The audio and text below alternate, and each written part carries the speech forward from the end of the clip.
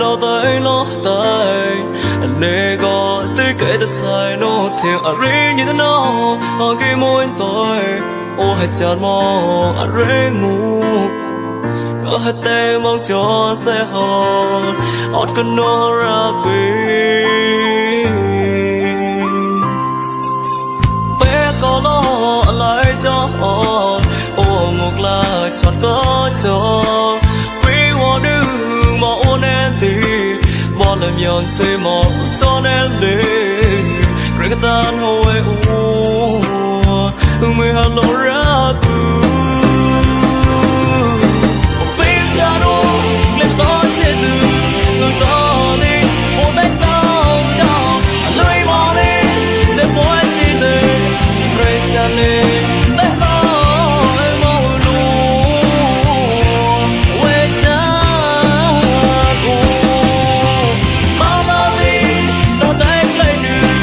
trái màu lên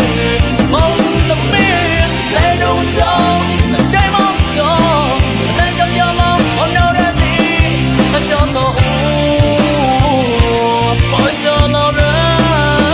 về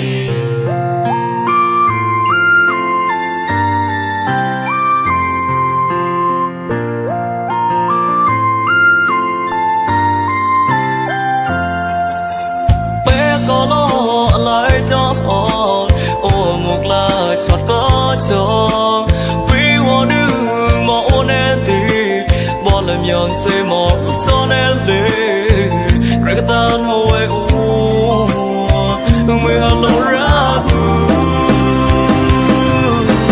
bây giờ nó lên to trên từ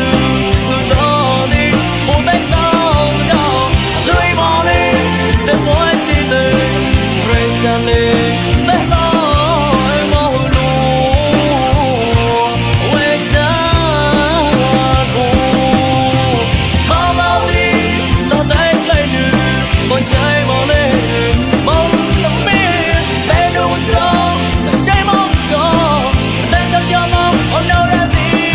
ta cho tao ôi cho nó ra về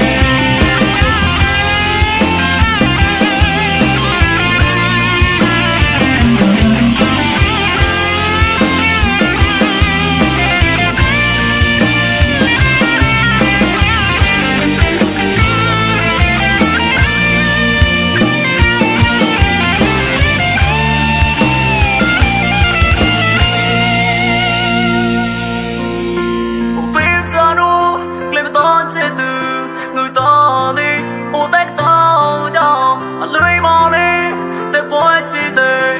rồi chân lên